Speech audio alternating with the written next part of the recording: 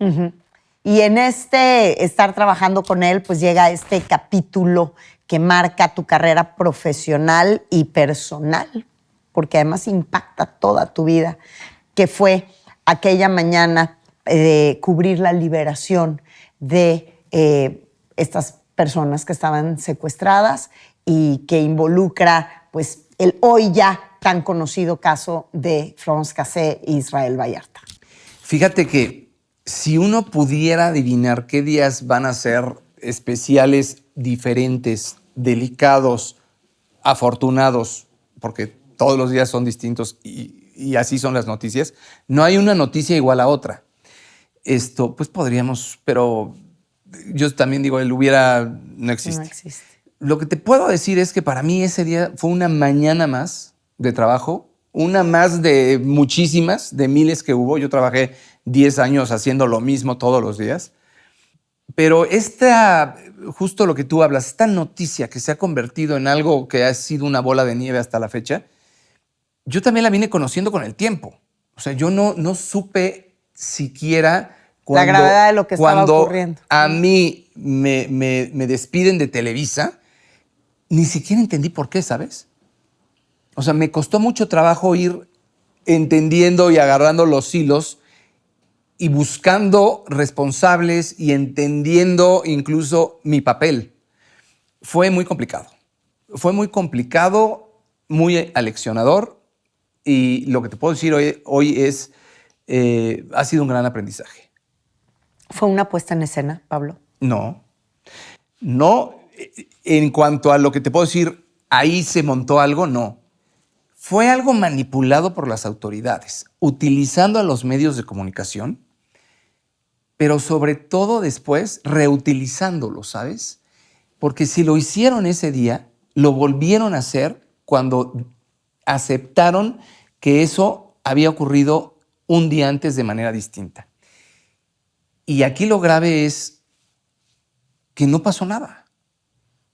O sea, sigue y seguimos sin entender cuál fue exactamente el motivo por el que los medios no cuestionaron, y hubo algo más allá de, no fue como ocurrió, fue un montaje. Pero tú como reportero estabas. Eso lo conocimos en Televisa. Pero tú como reportero estabas y sabes perfectamente si estás en el tiempo real o no, porque estabas ahí. Claro, por eso yo te lo puedo decir. Yo estuve en tiempo real. Lo que se dice, si hubo toma 2, una escenificación, algo. Me han preguntado hasta el cansancio si noté algo distinto. Absolutamente. Y te quiero decir algo. No estuve solo ahí. Por supuesto. Hubo decenas de ojos de periodistas de otros medios que poco a poco me los he ido reencontrando, colegas que me dicen, yo también estuve ahí esa mañana. No hay uno que haya dicho, ¿what? ¿Esto qué es otra cosa? Lo que hicieron ellos es manipular los tiempos de un hecho que hasta el momento, que hoy con tanto lodo que ha habido en este caso, hay dudas de todo. Hay dudas si las víctimas fueron víctimas y los responsables fueron responsables. Y es gravísimo que no lo sepamos a la fecha. Pero eso... Pero estaba claro. Hay nombres, no, hay Pablo, nombres de quién hizo eso. Pero estaba claro. Y hay carpetas de investigación que son muy claras, con señalamientos muy claros. Está claro hoy. Ese día no estaba claro. No, está claro pero esas hoy. Carpetas de investigación se integraron. O sea, es decir, hoy a mí me parece que no podemos venir a poner en tela de duda si Florence Cassé es culpable o no, o sea, que hubo fallas al debido proceso y eso la liberó, sí. Que era una secuestradora, además confesa también. Ella no confesó nunca. El que confesó fue él. El tema es, lo que tú dices, está claro hoy. Hay cosas que están claras hoy. Ese día no estaba claro nada. Ese día todo fue manipulado. Y entonces, lo que te quiero decir... ¿no estaba manipulado o no? A ver, está manipulado. Hoy lo sabemos. Hoy lo sabemos. Ese día recurrimos todos los medios que estuvimos ahí, yo por haber sido uno de los primeros en haber llegado, a la autoridad que se supone tenía la información y una investigación en curso y en sus manos. ¿qué hace un periodista? Recurrir a la fuente responsable, y la única fuente que era la que tenía los datos eran ellos. Es verdad. Los que mintieron fueron ellos. Es verdad que tú te adelantaste porque ya estabas ahí, porque sabías que iba a comenzar la acción en minutos, porque estabas recibiendo una instrucción de la cabina del noticiero. ¿Qué parte de todo eso que se ha manejado, que sigue siendo un mito, pero cuya verdad tú sí conoces, qué parte de eso es verdad? ¿Qué pasó? Bueno, a ver, no estoy entendiendo bien tu pregunta, pero si la pregunta es que yo me adelanté a entrar. Ajá, a entrar al aire. O sea, a decir, va a suceder esto, y se adelantaron los tiempos. A ver, esto es importante. Mira. Ajá. Se supone que estaba ocurriendo un operativo. Exacto. Los procedimientos de la policía antes y ahora yo los desconozco. Yo no sé si tienen meses de investigación, si les toma un día. Supongo que cada caso es distinto. Y a lo que a mí me convocaron es a entrevistar a presuntos responsables y a víctimas. A mí nunca me dijeron, vas a llegar con nosotros a ver qué encontramos. Ni me dijeron, no hemos investigado absolutamente nada. Me dijeron, tenemos datos y te permitimos entrar al lugar y entrevistar a presuntos responsables y a las víctimas. Eso fue lo que pasó. O sea, esas respuestas que tú estás pidiendo las tiene quienes finalmente estuvieron organizando lo que hoy sí sabemos no fue como nos lo presentaron. Así es. Pero ese día nos presentaron algo manipulado como ellos hoy sabemos lo quisieron hacer. Entonces, yo entré cuando me permitieron entrar porque me han cuestionado mucho, pero había policía adentro y había policía afuera. Esas respuestas las tienen ellos. O sea, yo nunca he organizado un operativo para decir, ahí deben de haber 3 células. Yo veía. Pero tú veías, o sea, tú traías el micrófono, la cámara, sabías que ibas no a poder entrar. Pero a mí me iban a abrir la puerta en el no sabías lo que había adentro. Momento que yo pudiera entrar al aire, que esa es una. Tú trabajas en televisión, Mónica. Sí. Y tú sabes que cuando haces un enlace es en el momento que toda una producción tiene los tiempos para entrar al aire, se entra al aire. Yo estaba esperando que la producción me dijera en cuál era el momento oportuno y ellos me iban a permitir entrar en cuanto yo pudiera entrar al aire. Pero lo que pasaba adentro y lo que pasaba afuera, eso era cuestión de la policía. Yo lo que iba a hacer era a entrevistar a quienes se supone estaban de alguna manera siendo los personajes que estaban involucrados en un delito. Sí. Y por supuesto dando los datos que la autoridad tenía y había investigado. ¿Cuándo, cuánto tiempo? No lo sé. Todo lo que ellos dijeron es que llevaban meses tras este caso. Entonces, esta banda, además. Claro. Me han cuestionado mucho. Entonces, es que cuando tú entras ya vas hablando de que hay una mujer francesa y un hombre mexicano. Que esa fue la información que te dieron. Porque pregunté. Claro. Porque yo cuando recibí la llamada de Cárdenas Palomino y él me dice, hay un caso muy importante, le digo, ¿cuál? ¿De qué se trata? Y me da estos datos. Se trata de una mujer francesa, se trata de un hombre, hay un niño, hay una madre de este menor, hay un joven, es en la carretera a Cuernavaca. No hay un solo periodista que entre al aire sin datos. Va a decir, estoy al aire, no, sin duda. No sé qué les voy a decir, no sé de qué les voy a hablar, pero vamos a ver. Y ningún periodista llega con la policía a ver qué encuentra. Aquí se supone había una investigación de fondo y sí sabíamos a lo que íbamos, a un operativo. Claro, claro. Entonces, esos datos, que era lo que a mí me correspondía saber, conocer y transmitir, los tenía. Y te regresas a tu oficina, tú hiciste tu crónica, sucede el noticiero, te regresas. ¿Cuántos días después te despiden? 2 meses. De ese día, que fue un 9 de diciembre, a un 5 de febrero, no pasó absolutamente nada.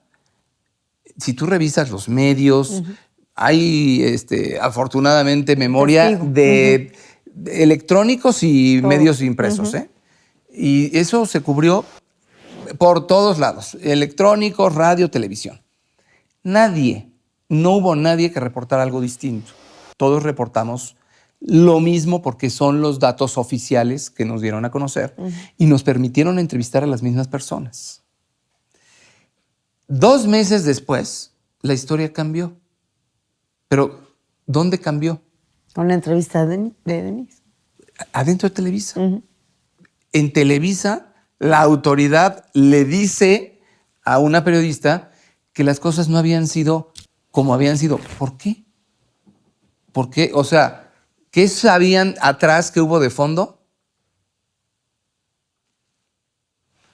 Eso lo saben ellos. Y fue al día siguiente de la entrevista que hizo Denise Merker con Genaro García Luna que te despiden. Al día siguiente. Al día siguiente. Al día siguiente. ¿Y cómo fue la llamada, Pablo? Para despedirme. Sí, ¿cómo No, fue? O no. sea, ¿cómo te mandaron llamar a una oficina? ¿Cómo fue? Yo ese día hice mi cobertura como siempre. Yo hice enlaces en vivo en la mañana. O sea, aparte de mi trabajo, yo hice durante 10 años enlaces en vivo todos los días. Era día festivo, me acuerdo. Era un 5 de febrero. Normalmente los jefes no van a trabajar el 5 de febrero. Todo eso lo cuento en un libro. Que ahí tenemos.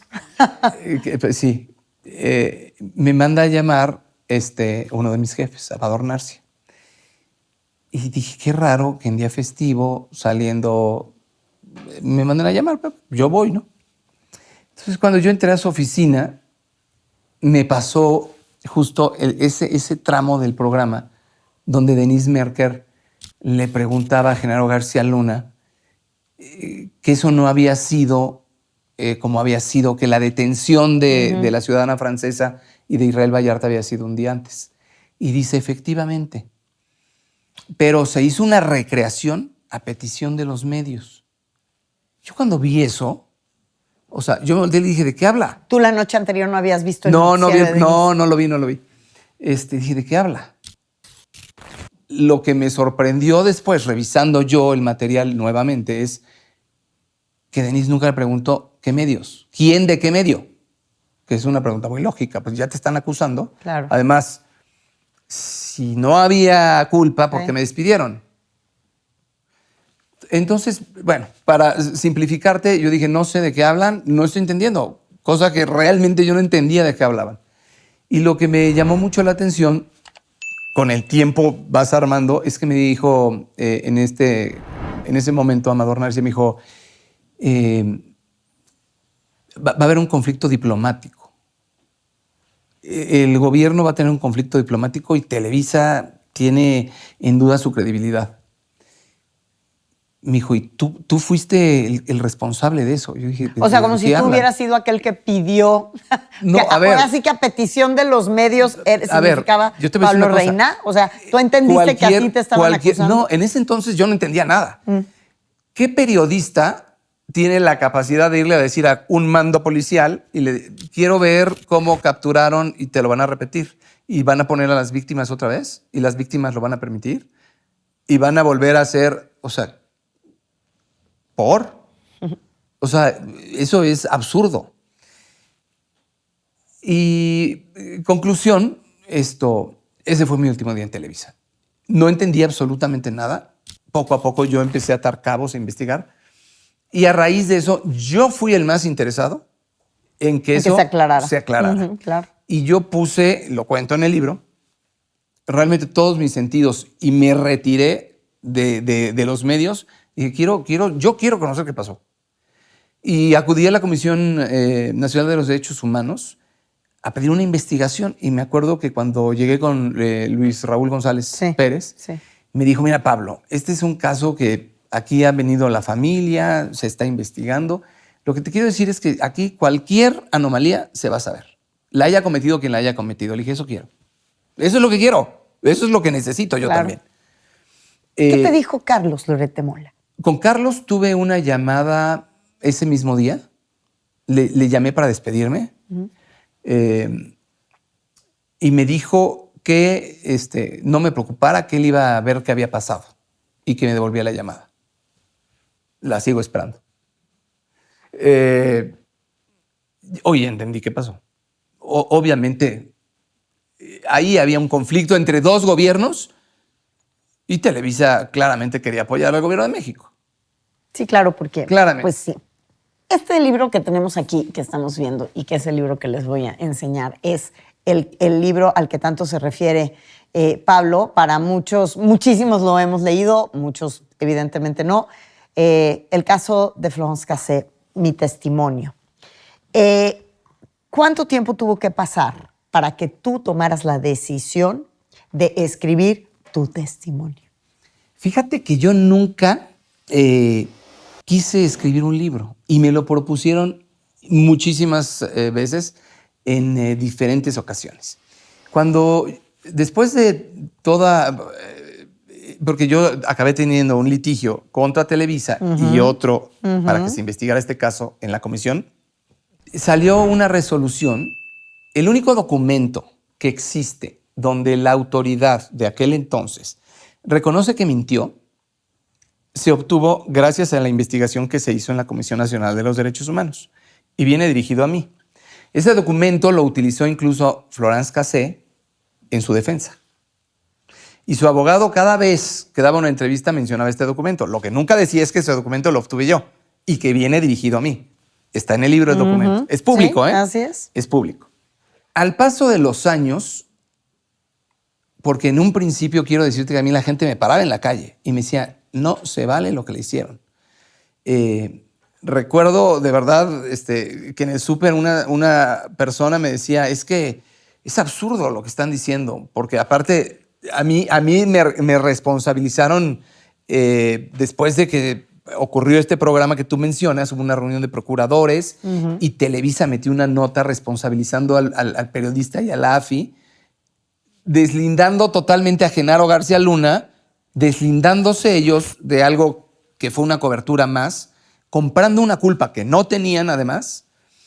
Y tú debes saber muy bien, Azteca estuvo de la mano, fue también, es más, Azteca llegó antes que yo a la cobertura. La que llegó un poco tarde fue su reportera. Sí, llegó la cámara, Ana María, sí, tuvo un problema, llegó tarde. Pero la unidad de control remoto llegó minutos antes que yo. Sí. Entonces, ellos vieron exactamente lo mismo que yo vi. Y bueno, conclusión, lo que te puedo decir es, este documento que yo obtuve, en el que reconoce la autoridad que mintió, es el único que existe y la única vez que han dicho que mintieron, que se equivocaron. Y no fue nada fácil. No fue nada sencillo. Hubo amenazas de por medio. ¿Quién te amenazó? Santiago Vasconcelos, en su momento. ¿Cómo te amenazó? ¿Te amenazó con esa qué? parte me la voy a reservar porque sí es muy delicada. Pero sí me amenazaron. Amenazaron también a la comisión. Le pidieron parar. A la Comisión de Derechos Humanos. Le pidieron parar la investigación. Al final del libro hay un apunte de Luis Raúl González Pérez, a quien le agradezco mucho. Este libro tiene dos cosas muy valiosas, creo yo. Uno es el documento de Luis Raúl González Pérez, quien habla, él fue el que hizo esa investigación, él fue el que obtuvo con su trabajo, con su presión y con todos los elementos que encontró. Y con su voluntad. Por supuesto, sin voluntad por no supuesto, sale. por supuesto. Logró que de alguna forma la autoridad dijera, sí, está bien, lo hicimos mal. Y lo pusieron por escrito. Porque de no haber sido así, venía una recomendación, iba a tener repercusiones internacionales como las que de todos modos ya había Claro. habido. Claro. Y la otra cosa valiosa es un prólogo de Javier Solórzano, que ha seguido el tema y el caso desde siempre y conoce esta historia. Pero bueno, volviendo a esto, sí hubo amenazas, hubo por supuesto tú te das cuenta cuando de repente estás haciendo tu trabajo y algo pasa, que tiene que haber un culpable de no sé qué, y entonces yo me quedé entre la autoridad y entre el medio para el que yo trabajaba. Siendo el culpable o el presunto responsable. O sea, tratándome de inculpar. Por eso, Pero, o sea, es decir, porque en ese momento las circunstancias... Yo nunca sentí siquiera que yo era el culpable de qué. O sea, intentaron culparme. Pero yo lo permití desde el minuto Pues sí, cero. intentaron culpable y te quedaste un poco... Es decir, mientras no se demostrara lo contrario, tú viviste todas las consecuencias de ser el presunto responsable. ahora. Fíjate que eso pasó un poco después y te voy a contestar algo. No, en un principio yo creo que la situación está clarísima. La gente tenía la percepción muy clara de que ahí había habido una injusticia cometida hacia mí. Contra ti. Lo que pasó después es que mucha gente empezó a escribir y empezaron a llenar vacíos que la autoridad dejó. Y yo, al haber sacado el documento, hacerlo público, yo me quedé muy tranquilo. Sentí que mi responsabilidad ante este caso y lo que yo tenía que explicar lo había hecho. Y entonces empezaron a generar mitos y suposiciones de lo que no pasó o de lo que no fue. Y ahí fue cuando empecé, dije, voy a escribir mi historia. Y lo que fue determinante fue justamente el libro de Jorge Volpi. Cuando leí el libro de Jorge Volpi y cuando lo oí dar varias entrevistas, dije, me parece que es momento de hablar. Yo también tengo cosas que decir y no me gusta que me pongan como culpable de algo que yo no hice. Porque los culpables sabemos quiénes son. Y por eso escribí este libro. Y hoy, incluso al paso del tiempo, que te puedo decir que siguen contando esta historia en la televisión, en series, pues tienen versiones en las que ellos creen, que no quiere decir que todo sea así. ¿Estás de acuerdo con la versión que maneja o que defiende o que sostiene la serie de Netflix sobre el caso de Florence Cassel? No, porque la serie está hecha en ellos son inocentes, todos los demás son culpables y les hicieron. No fue así. No fue así. Y yo con la producción incluso... Pero o sea, tú participaste en la serie. Yo participé, pero la producción conoció lo que yo hice por este caso. Ellos decidieron manejarla conforme el libro que ellos tenían como guión. Pero eso no quiere decir que toda la historia está contada. Yo he hecho cosas por este caso. O sea, yo no soy una persona que cooperó con ellos. Yo soy una persona que me inconformé desde el minuto 1. Yo hice una investigación, o sea, te podría decir, las fechas son pegaditas a cuando ocurre el programa de Denise. Yo días después me presenté en la comisión. Yo no me esperé un mes. Yo no empecé a buscar cámaras y empecé a dar entrevistas. O sea, yo hice cosas en los medios porque creo que era el momento de hablar. Pero no me quedé con los brazos cruzados. O sea, yo fui ante instancias que tenían, digamos, la jurisdicción, la jurisprudencia para actuar. O las atribuciones. Las atribuciones, y no podía ir a la PGR porque la PGR era la AFI. Claro. Entonces, Mónica, faltan mecanismos de defensa para los periodistas. Bueno. Antes y ahora. Ahora, por supuesto. Ahora hay algunos. Ahora, esta es la historia publicada varias veces por Volpi, por ti, por Netflix y por otros tantos, y litros de tinta se han derramado en la prensa escrita sobre este caso. A mí la que me interesaría contar aquí es la historia no publicada de lo que pasó con Pablo Reina, más allá del caso. La realidad es que tú sales, como entraste un día, de Televisa sin nada. Y te encuentras con que tienes que defender una dignidad periodística, una carrera periodística, una estabilidad familiar, porque me imagino que impactó en tu familia de una forma muy dura y que tuvo un impacto emocional también en ti que tiene que haber sido muy difícil de superar, Pablo. Fíjate que cuando pasó todo esto, o sea, yo cuando salí de Televisa, además, yo cuando trabajé en Televisa, la verdad es que aprendí mucho y los 10 años que yo trabajé fueron de luna de miel hasta ese día. Cuando salí, me costó mucho tiempo entender, ¿sabes? Yo siempre supe que un día me iba a ir de Televisa. Yo vi salir a mucha gente muy importante. Yo dije, esto no va a durar para toda la vida y hay vida después de Televisa y hoy lo tengo más claro que nunca. Me costó mucho tiempo entender la gravedad de esto y entender de qué estábamos hablando. Me costó mucho tiempo que me cayera el 20. Hubo, por supuesto, un precio muy, muy caro, hablando profesionalmente, porque también me di cuenta que me estaban acusando, me estaban señalando y me estaban manchando. Y tú sabes que los periodistas trabajamos con nuestro nombre. Sí, con la credibilidad. Sobre todo. Y fíjate, ya nadie te quiso, o sea, eras como el apestado, de entrada, ¿no? yo no busqué trabajo de entrada. Yo lo que quería era aclarar, yo siempre he tenido negocios, entonces no era prioridad para mí regresar a los medios. Yo quería entender, pero sí me di cuenta, porque después sí empecé a buscar trabajo y tuve ofertas, y también me empecé a dar cuenta cómo esas ofertas de repente se iban apagando y se iba metiendo por ahí una mano negra. O sea, se iba metiendo ahí una mano supuesto. Negra. ¿A qué te refieres? ¿Que había alguien que impedía que se... Televisa, claramente, empresas que tenían buena relación con Televisa no me iban a contratar. Punto. Así de claro. Un costo familiar, por supuesto. Lo que te decía yo, pues, todo era muy... Era mi esposa trabajaba en los medios, yo trabajaba en los medios. ¿Tu esposa se vio afectada en su trabajo por esta situación? No, por esta situación no. Al contrario, ella trabajaba en aquel entonces en Grupo Imagen. Yo después tuve una oferta en Grupo Imagen y trabajé en Grupo Imagen. No fue así. Tu hija, Pablo, porque de pronto esos son los daños colaterales gravísimos. ¿Por qué va a la escuela? ¿Por qué mi hija estaba recién nacida, ¿sabes? O sea, mi hija hoy en ese momento hoy acaba de conocer la historia. O sea, digo, la he descontaminado de esta historia, pero siempre se la he contado. Y conforme ha ido creciendo, la he ido conociendo. Hoy la conoce bien. En aquel entonces era muy chica.